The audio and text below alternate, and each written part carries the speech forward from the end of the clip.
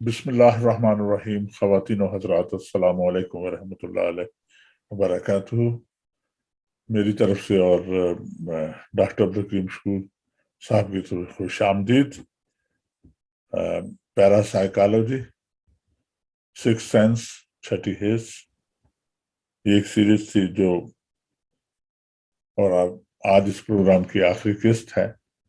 और इसमें डॉक्टर अब्दुल करीम शकूर साहब ने जितने भी मौज़ूआत नॉर्मली प्रैक्टिस में हैं, जो लोग उनमें प्रैक्टिस कर रहे हैं, उनके मतलब इन्होंने बता दिया है। जिंदगी में इल्म को सीखना, इल्म हासिल करना एक हमारा फर्ज भी है। और उसमें ये जरूरी नहीं है कि आप अगर कोई इल्म सीख रहे हैं, किसी से सीख रहे हैं, उसका अकीदा या मजहब क्या है, आप अपने मजहब को अपने अंदर ही रखते हैं। अल्हम्दुलिल्लाह हम मुसलमान हैं और हमारे आका दो आलम सल्लल्लाहु अलैहि वसल्लम आखिरी नबी हैं और यही हमारा ईमान है। तो मैं दरख्वास्त करता हूँ डॉक्टर अब्दुल करीम शकूर साहब से कि क्योंकि ये छठी है, इसके हवाले से आखिरी प्रोग्राम भी है और कुछ लोगों ने आपको कुछ लिखा भी होगा और आपने उनके जवाब भी दिए होंगे। तो आप किस तरीके से इसको वाइंड अप या इसको फाइनल प्रोग्राम करना चाहते हैं? हाँ जी। तो साबिर रजा, दरअसल बात यह है कि इतने हफ्ते तक जो है ना, काफी लोगों के टेलीफोन भी आए, व्हाट्सएप में मैसेजेस भी आए। सबके सबको यहाँ पर तो नहीं बातचीत हो सकती, नाम तो किसी का भी नहीं लिया जाएगा, ना शहर का नाम। एक शख्स ने लिखा कि मैं रात को सो नहीं सकता, ये नहीं कि नींद नहीं आती, आती है और खूब आती है। 9 बजे रात से ही झूलने लगता हूँ, लेकिन मुसीबत यह है कि जो ही नींद आती है, खौफनाक जहनी धमाके के साथ आंख खुल जाती है और किस कदर भयानक ख्वाब नजर आते हैं बयान नहीं कर सकता। कभी देखता हूं कि बुलंदी से नीचे गिर रहा हूं, कभी देखता हूं कि पानी की तूफानी लहर आ रही है और मेरे पांव जमीन में गड़ गए हैं। कभी देखता हूं कि स्याह जानवर मुझ पर हमला कर रहे हैं। बहरहाल, मैं चंद लम्हों के लिए मुर्दा सा हो जाता हूं, फिर रफ्ता रफ्ता बिस्तर पर जिंदा होता हूं। आप अंदाजा लगा सकते हैं कि 3 साल से मैं इस अजाब में मुब्तला हूं। आपका प्रोग्राम मैंने सुना था, तो मैंने सोचा आपसे मशवरा करूं। तो मैंने उन्हें ये मशवरा दिया कि जाहिर है ये जो ख्वाब हैं ये आपके अंदर छुपे हुए हैं। नींद आते ही ना आप बुलंदी से नीचे गिरते हैं, ना पानी की कोई लहर आप पर आती है, ना कोई जानवर आप पर हमला करता है। ये सारी फिल्म जो है वो आपके नफ्स के अंदर चलती है और जब आपका जहन इन मनाजिर की ताब नहीं लाता तो घबरा कर आपको जगा देता है। शऊरी आलम में आपके जहन का सेंसर बहुत कवी है। ये सेंसर ख्वाब को ख्याल की शक्ल इख्तियार करने नहीं देता।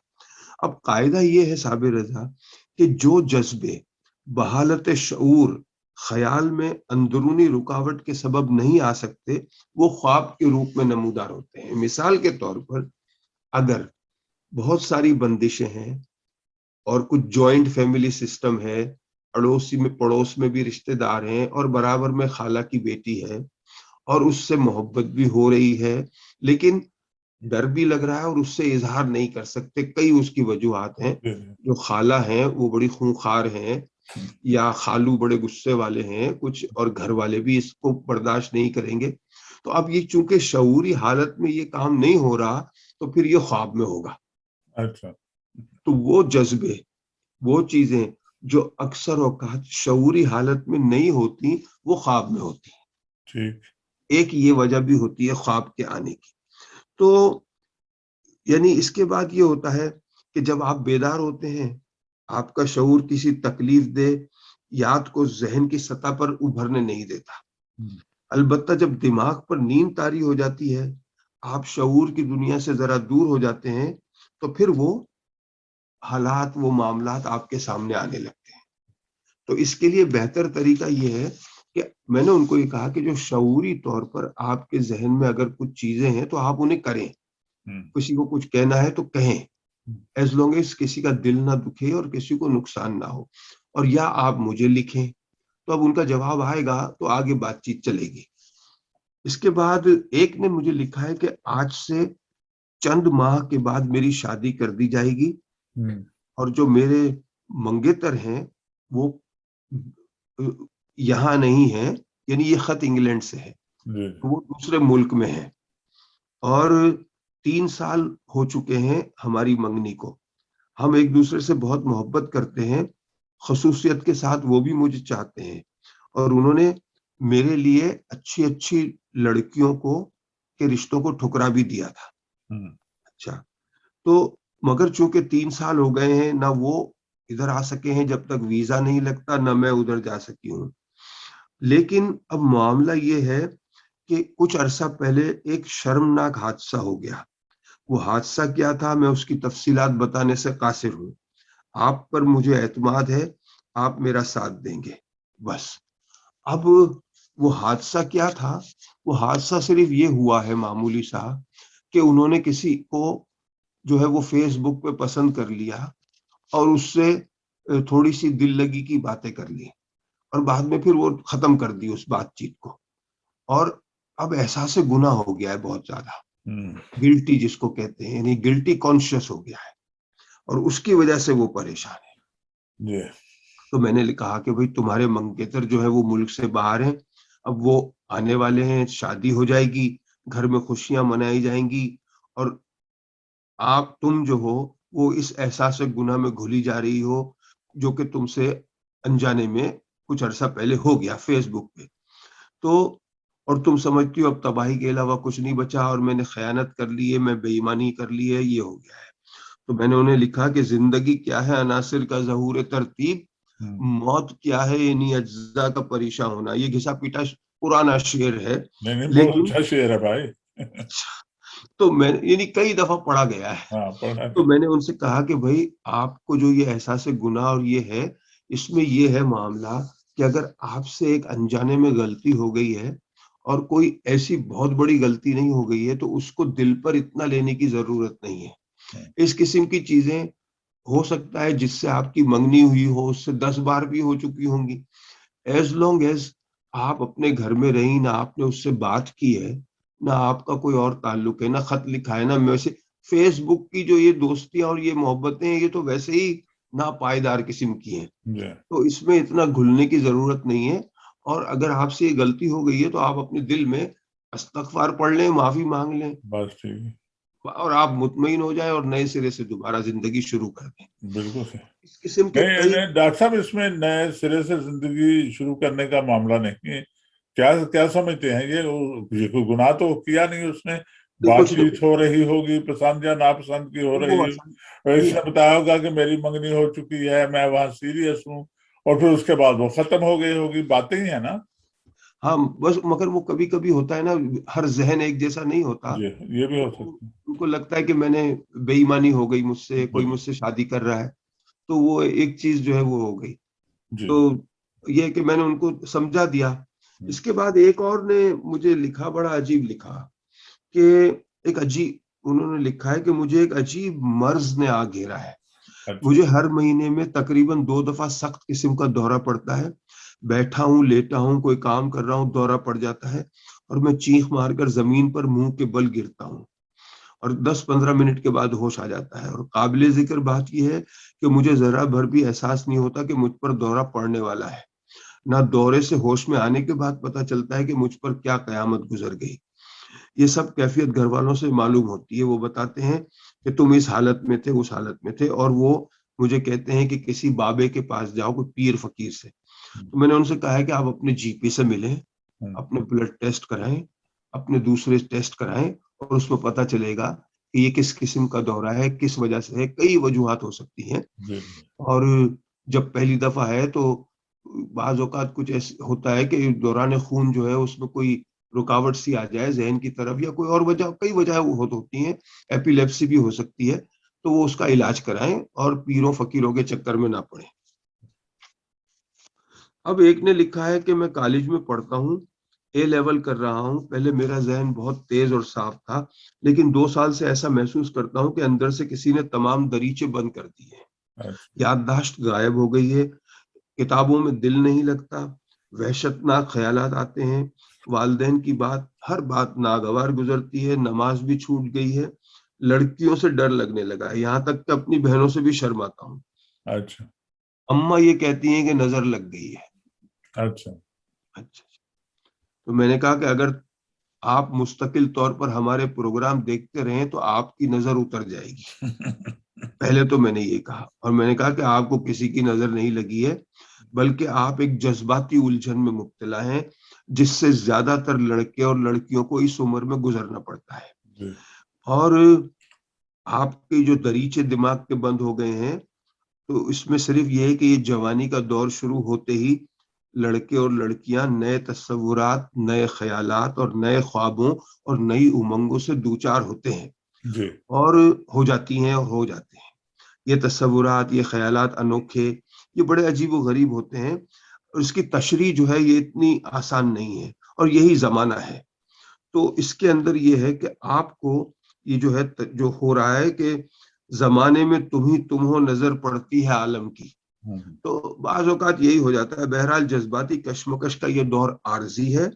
اگر اس زمانے میں آپ اگر اپنے آپ کو تھوڑی سی وہ مشقیں کر لیں جو ارتکاز توجہ کی ہوتی ہیں، یعنی کنسنٹریشن کی، کہ کاغذ پہ دائرہ بنایا اس کو دیکھتے رہے، یا مراقبہ جس میں کسی ایک خیال کو لے کے اس کو سوچنا، تازہ ہوا میں نکلیں، ٹہلا کریں، واک کریں، جم جائیں، ایکسرسائز کریں، تو یہ آپ کی کیفیت جو ہے اس سے آپ کو نجات مل جائے گی۔ بالکل ٹھیک اب ایک واقعہ جو آپ نے پچھلے ہفتے مجھے کہا تھا، جی اچھا دیکھیں، اس میں سب سے پہلی چیز یہ ہے کہ جو ہم چشمہ لگاتے ہیں آپ اور میں، جی اگر ہم چشمہ اتار کے دیکھیں تو ہمیں چیزیں تھوڑی سی دھندلی نظر آتی ہیں، جی ہاں ایسے اسی لیے ہم چشمہ پہنتے ہیں، ٹھیک ہے نا جی؟ بالکل لیکن جب ہم رات کو سوتے ہیں تو چشمہ اتار کے سوتے ہیں، جی لیکن جب ہم خواب دیکھتے ہیں، اگر آپ خواب میں مجھے دیکھیں گے تو آپ مجھے دھندلا نہیں دیکھیں گے، نہیں دیکھیں ہاں ہے نا؟ آپ مجھے پورا مکمل دیکھیں گے نا، جبکہ آپ نے چشمہ نہیں پہنا ہے۔ وہ لاشعور کی آنکھ ہے نا، اس میں آپ وہ لاشعور کی آنکھ کمزور نہیں ہوتی، شعوری آنکھ کمزور ہو سکتی ہے۔ ہو سکتے ہیں تو یہ تو طے ہو گیا کہ چشمہ اتار کے بھی اگر آپ سوئیں گے تو خواب میں آپ کو صاف ہی نظر آئے گا۔ بالکل ٹھیک تو اگر کوئی چیز صاف نظر آ رہی ہے تو وہ خواب نہیں ہے۔ اچھا اگر کوئی چیز آپ کو صاف نظر آ رہی ہے تو وہ تو آپ خواب نہیں عالم خواب میں تو نہیں ہے نا، ہاں ہاں ہے؟ کیونکہ اگر آپ عالم خواب میں ہیں مثال کے طور پر، تو پھر آپ کو بغیر چشمے کی بھی چیز صاف نظر آئے گی، ہر اور منظر سے ہاں اگر آپ جاگ رہے ہیں تو آپ کو وہ چیز دھندلی مجھے نظر آئے نظر گی۔ آئے گی ہاں تو اگر کوئی چیز دھندلی نظر آ رہی ہے اس کا مطلب ہے کہ آپ خواب نہیں دیکھ رہے، بالکل صحیح ہے ہے نا؟ آپ جاگ رہے ہیں۔ ہوں 1972 میں ٹورنٹو میں تھا، جی کچھ سالوں کے لیے میں وہاں پہ رہا تھا۔ وہاں پر ہمارے یہ تھا کہ 3-4 اسٹوڈنٹ تھے جنہوں نے ایک اپارٹمنٹ کرائے پہ لے لیا، ہوں 2 کی نائٹ شفٹ تھی، 2 کی دن کی شفٹ تھی۔ تو جب وہ رات والے اپنی شفٹ کر کے صبح آتے تھے تو جب صبح والے اٹھ کے جاتے تھے تو بستر گرم ہی ملتا تھا، بالکل ٹھیک کیونکہ 2 بستر تھے اور 4 بندے تھے۔ ہوں اچھا، تو میری نائٹ کی شفٹ ہوا کرتی تھی، شام کو 8 بجے شروع ہوتی تھی، صبح 5 بجے ختم ہوتی ٹھیک تھی ریسٹورینٹ میں، اور 5 بجے ہم جاتے تھے بولنگ کھیلنے، سارے 3-4 کولیگ تھے، ہمارا مینیجر تھا چائنیز، اس کا نام بھی یاد ہے آج تک، جم کے ساتھ بولنگ کھیلتے تھے، پھر 8 بجے وہ ہمیں گھر پہ اتار دیتا تھا ٹھیک صبح 7 بجے 7:30، اور ہم جا کے تھوڑا سا ہلکا پھلکا کوئی ٹوسٹ کھایا اور بستر میں۔ جی جی ایک دن میں لیٹا تھا، میری عادت ہے میں جو ہے وہ سیدھی کروٹ سے لیٹتا ہوں، الٹی کروٹ سے نہیں کہ یہاں پہ میدا ہے تو اس پہ زور پڑے گا، تو سیدھی کروٹ سے میں لیٹا ہوا تھا، اور میرا بیڈ تھا، اس کے سامنے دیوار تھی، سفید دیوار جیسی پیچھے سے نظر آ رہی ہے آپ کو، ایسی دیوار جی جی پلین، کچھ بھی نہیں تھا اس میں۔ تو میں ایسے لیٹا تھا اور میں نے دیکھا کہ اس دیوار کے اندر سے سفید کپڑوں میں ملبوس لمبے لمبے سیاہ بال ایک عورت نکلی. اچھا اچھا اب وہ جب سامنے وہاں دیوار میں تھی نا تو مجھے اس کی شکل نظر نہیں آ رہی تھی, دھندلی تھی. جیسے جیسے وہ قریب آئی اور چل کے نہیں آئی, اڑ کے آ رہی تھی, جیسے تیرتی ہوئی کوئی آ رہی ہے, تو اس کی شکل واضح ہونا شروع ہوئی. ٹھیک. تو جب شکل واضح ہونا, جتنی قریب آئی اتنی شکل واضح ہو گئی. اب میری آنکھیں تو ویسے ہی بہت کمزور ہے, تو میں تو چشمہ اتار کے تو میں کمرے سے باہر نہیں جا سکتا, مشکل ہو جاتی ہے مجھے. تو دھندلا نظر آیا, پھر جیسے قریب آ گیا تو وہ صاف ہو گئی شکل. اس کے بعد میں لیٹا رہا, خوف تھا مجھے, ڈر, اور وہ پھر اس طرح سے نیچے ہوئی اور اس کے سارے بال میرے پورے جسم پہ, مجھے لگا جیسے زنجیروں میں جکڑ گیا. جی. اور اس کے بعد پسینہ پسینہ ہو گیا. یہ کیفیت کوئی 5-7 منٹ رہی, اور اس کے بعد پھر میری آنکھ اپنے آپ لگ گئی کسی وجہ سے. اور پھر میں صبح اٹھا تب مجھے یاد آیا کہ رات کو یہ ہوا تھا. یعنی کہ رات کو مراد جب میں 7-8 بجے سو گیا اور 4 بجے میں اٹھا, الارم لگایا ہوا تھا 3:30 کا, کیونکہ 8 بجے جاب پہ جانا ہے اور کھانا پکانے کی بھی میری ڈیوٹی تھی. اس میں کھانا پکانے میں یہ تھا کہ پیاز وغیرہ انہوں نے کاٹنی ہے, برتن انہوں نے دھونے دوسرے نے, اور تیسرے نے ٹوائلٹ صاف کرنا اور ہوور لگانا ہے, اور میں نے کھانا پکانا ہے. تو ایسی ڈیوٹیاں ہماری بٹی ہوئی تھی. تو اس کے بعد پھر مجھے خیال ہے کہ یہ ہوا. اس کے بعد دوبارہ ایسا کبھی نہیں ہوا. لیکن اس کے بعد ایک تبدیلی سی جو آئی وہ یہ آئی کہ جب میں بیٹھا ہوتا ہوں کسی کے ساتھ یا بیٹھتا تھا تو مجھے اشارہ سا ہو جاتا تھا. کوئی مجھے اپنا کوئی مسئلہ بیان کر رہا ہے تو میرے ذہن میں کوئی نام سا آ جاتا تھا, اور میں اس کو پوچھتا تھا بھائی یہ کون ہے. بولتا تھا وہی اسی وجہ سے تو پریشانی ہے. آپ کو کیسے معلوم ہوا؟ اب یہ مجھے نہیں پتا کیسے معلوم ہوا. تو یہ کچھ ایسی چیزیں شروع ہوئیں. پھر اس کے بعد میں 1977 میں پاکستان آ گیا تھا ٹورنٹو سے, اور 78 کے بعد میں نے جب اپنا فائنل کیا چانڈکا میڈیکل کالج میں, تو 1980s کے اندر تقریباً 79-80 میں, ہاں 80s میں پھر رئیس امروہی سے ملاقات ہوئی تھی. اور پھر رئیس امروہی کو میں نے یہ بات بتائی تھی, تو انہوں نے مجھے کہا تھا, ہمارے اسی علاقے میں گارڈن ایسٹ میں ایک مسجد تھی, وہاں پر ایک بزرگ تھے, صدیق صاحب نام تھا ان کا, گجرات کے تھے وہ. انہوں نے کہا ان کے پاس جاؤ اور ان سے مشورہ کرو. تو میں پھر ان کے پاس گیا تھا, تو انہوں نے مجھے بٹھایا, بولے کہ کوئی فکر کی بات نہیں ہے, میں تمہیں ایک وظیفہ دوں گا وہ پڑھا کرو اور بیعت کر لو. بیعت ہوتی ہوگی, مجھے ابو زمانے میں پتا تھا اتنا. تو میں نے کہا اچھا ٹھیک ہے مولانا صاحب میں ان کو کہتا تھا. تو اب بعد میں تو پتہ نہیں وہ کہاں ہیں کیا ہے مجھے نہیں معلوم. انہوں نے مجھے وظیفہ دے دیا تھا. پھر اس کے بعد خواب بڑے عجیب و غریب قسم کے آتے تھے, اور تو رئیس امروہی نے پھر مجھے کہا کہ تیرے اندر کچھ ہے اور میں تیرے چاروں طرف کچھ دیکھتا ہوں. تو میں نے کہا کہ مجھے سمجھ میں آتا نہیں تھا اس وقت زمانے میں. انہوں نے کہا کہ تو کچھ لکھا کر, تو میں کالم لکھتا ہوں جنگ میں, تو اپنے تصورات مجھے لکھ کے دینا, تو میں ان کو شائع کروں گا میرے کالم میں. تو پھر میں ہر ہفتے ان کو لکھ کے دیا کرتا تھا, وہ اس کو جمع کر کے مہینے میں ایک بار اپنے کالم میں میرا نام لے کے وہ پورا ذکر کرتے تھے. اب وہ تراشے بھی میں نے کبھی رکھے تھے سنبھال کے, اب پتہ نہیں کہاں چلے گئے, مگر پرانے جنگ اخباروں میں وہ موجود ہیں. وہ جب کالم چھپنے لگے تو پھر لوگوں کے فون بھی آنے شروع ہو گئے. اس زمانے میں فون تو کم آتے تھے اکیڈمی میں, خطوط زیادہ آتے تھے, وہ خطوط کا زمانہ تھا. تو خطوط آتے تھے, تو وہاں پر ان کا جو سیکریٹری تھے رئیس صاحب کے, مظہر صاحب, پتلے دبلے سے بڑے پیارے آدمی تھے. وہ پھر سارے خط الگ کرتے تھے رئیس امروہی کے, ان کو دے دیے, میرے مجھے دے دیے. تو پھر انہوں نے کہا تھا اب تو اپنی ایک اکیڈمی بھی بنا لے. اور پھر اس کے بعد انہوں نے مجھے کہا تو اب مصر جا. پھر ایک بروہی سے میری ملاقات کروائی انہوں نے, وہ مجھے امام بری کے مزار پہ لے گئے, وہاں پہ کچھ واقعات ہوئے. تو یہ سارا سلسلہ پھر اس کے بعد کافی عرصے چلا. پھر میں ان کو لے کے انگلینڈ آیا تھا 87-86 میں. پھر لندن میں افتخار عارف کے ساتھ تھے, پھر بخش لائل پوری, اطہر راز, عاشور کاظمی صاحب, عاشور کاظمی, ان کے ساتھ ہم ملاقاتیں رہیں. پھر اس کے بعد انہوں نے مجھے کہا, رئیس امروہی نے پاکستان میں انہوں نے مجھے ایک اور آدمی سے ملایا تھا, دادا بھائی سیمنٹ فیکٹری کے مالک تھے دادا بھائی, ان کو کہتے تھے. تو دادا بھائی جو تھے وہ ہومیوپیتھک کے بڑے شوقین تھے. تو دادا بھائی کے پاس انہوں نے مجھے بھیجا. تو پھر دادا بھائی نے کہا کہ میرے وہاں پہ کچھ معاملات ہیں, تو انگلینڈ میں سیٹل ہو جا.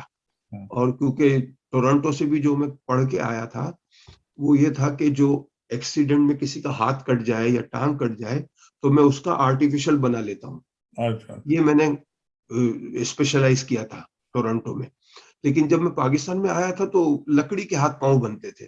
تو جو میرے پروفیسر تھے ڈاکٹر کرمانی اور ڈاکٹر جوکھیو کراچی میں, اور کرمانی تھے جنا ہاسپٹل میں, انہوں نے مجھے ڈپارٹمنٹ میں لے آیا کہ یہ لکڑی کے یہاں کام ہو رہا ہے, تو بیکار آ گیا, تو واپس چلے جا. تو پھر دادا بھائی نے, رئیس امروئی نے کہا, تو انہوں نے کہا آپ چلتے ہیں, مشاعرہ ہے تو چلتے ہیں بعد میں. تو پھر میں انگلینڈ آ کے سیٹل ہو گیا. رئیس امروئی تو واپس چلے گئے پاکستان. پھر ایک دفعہ میں گیا تھا 1990 میں ان کے انتقال کے بعد.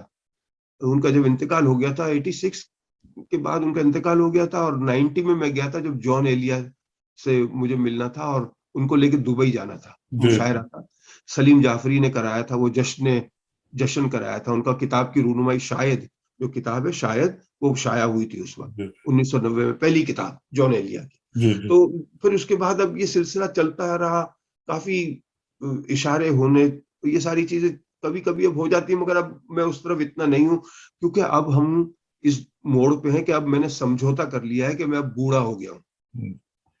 تو کیا آپ نے سمجھ لیا ہے کہ آپ بوڑھے ہو گئے؟ ہاں جی, اب میں نے سمجھوتا کر لیا. لیکن ایک بات ہوتی ہے کہ ڈاکٹر صاحب کے وہ ہمیشہ جو صاحب علم ہوتے ہیں, اور یہ دیکھا گیا ہے کہ وہ اپنا علم اپنے پاس ہی رکھ کر جب فنا ہو جاتے ہیں, چلے جاتے ہیں, دنیا سے پورے ہو جاتے ہیں. تو لیکن ہمارے مذہب کا تو یہ حکم ہے کہ جو کچھ بھی آپ کے پاس علم ہے اس کو آپ تقسیم کر کے جائیں. تو یہ ایک فرض بھی ہے. یہ صابر رضا کہ اگر کوئی شخص یہ چاہے کہ اسے اشارہ ہونے لگے یا اسے پتہ چلنے لگے, تو اس میں کئی کچھ شرطیں ہیں. یہ ہر ایک کے لیے ممکن ہے, کوئی بھی کر سکتا ہے, اس میں کوئی بڑا کمال نہیں ہے. مگر جو جیسے رئیس امروہی صدیق صاحب جو پیر و مرشد تھے, حالانکہ میں ان کے پاس ایک ہی دفعہ گیا زندگی میں بس فقط, تو وہ اور پھر امام بری کے مزار پہ جو ملے تھے مجھے, تو جو میں نے ان سے جو سیکھ, جو انہوں نے مجھے بتایا کہ تم ایسا کرو گے تو کام صحیح ہے, وہ چیزیں کوئی بھی کر سکتا ہے. انہوں نے مجھے انہوں نے مجھے یہ نہیں کہا کہ سمندر میں ایک پاؤں پہ کھڑے ہو کے وظیفہ کرو, ایسا کبھی نہیں کہا رئیس امروہی نے. یا انہوں نے یہ نہیں کہا کہ قبرستان میں بیٹھ کے چلے کاٹو, یہ ایسی کوئی چیز نہیں بتائی, اور نہ ہی کوئی لمبے وظیفے بتائے مجھے, بلکہ وظیفہ بتایا ہی نہیں کسی نے, ان تینوں نے. نہ صدیق صاحب نے صرف ایک لفظ دیا تھا کہ یہ پڑھتے رہا کرو, اللہ کا ایک نام ہے, باقی وہ بھی حفاظت کے حوالے سے.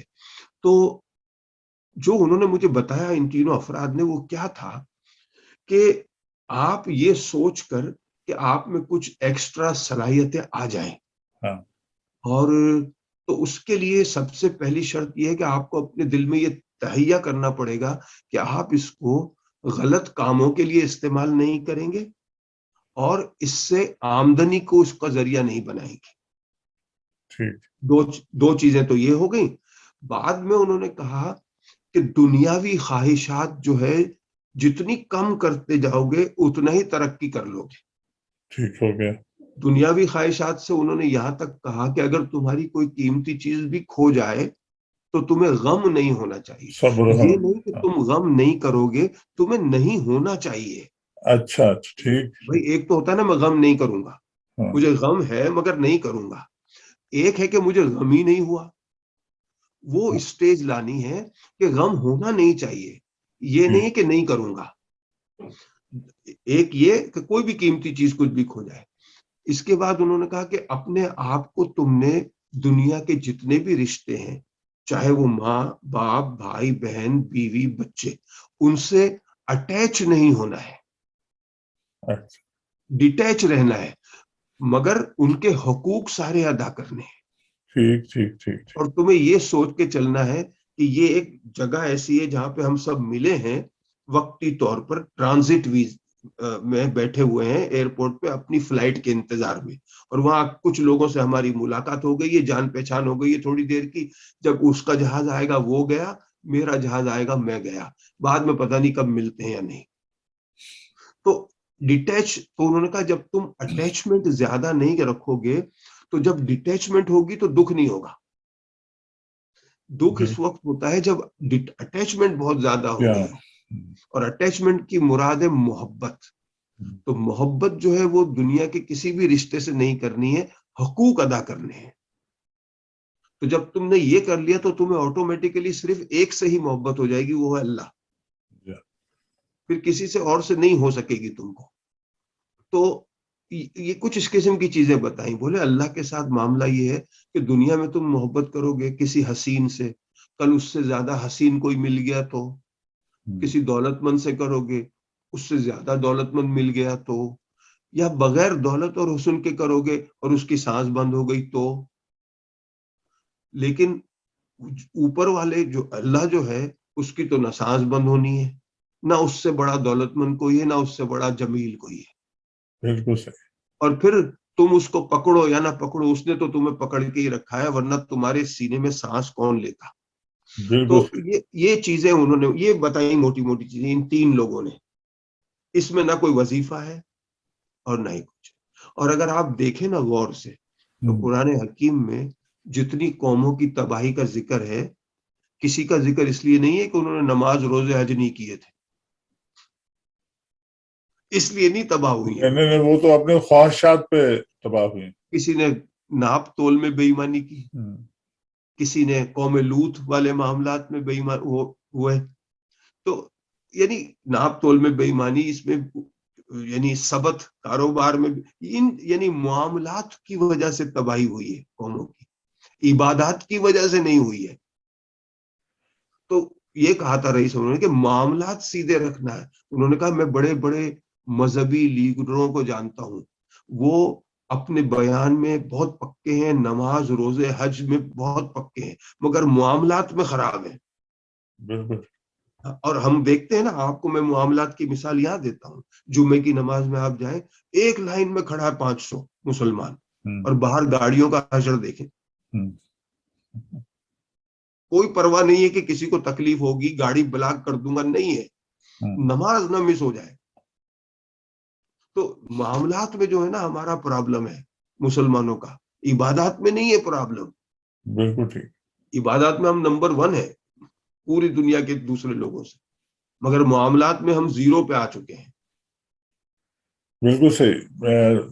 ڈاکٹر صاحب، اللہ تعالیٰ، خواتین و حضرات، بے شک اللہ ہی سب سے زیادہ طاقت والا ہے، اور وہی عطا کرنے والا ہے، وہی کرم کرنے والا ہے، اور وہی خالق ہے. اللہ تعالیٰ ہمیں توفیق دے کہ ہم اپنے معاملات کو درست کر لیں، اور وہ ہمیں ہدایت فرمائے. اس کے ساتھ ہی یہ جو سلسلہ تھا ہمارا پیراسائیکالوجی، وہ ختم ہوگا، اور پھر ہم انشاءاللہ کسی نئے پروگرام کو لے کر ہم دونوں پھر حاضر ہوں گے. ہم دونوں کو اجازت دیجیے، دعا میں شامل رکھیے گا. آپ سب کا بہت بہت شکریہ. اللہ حافظ. اللہ حافظ.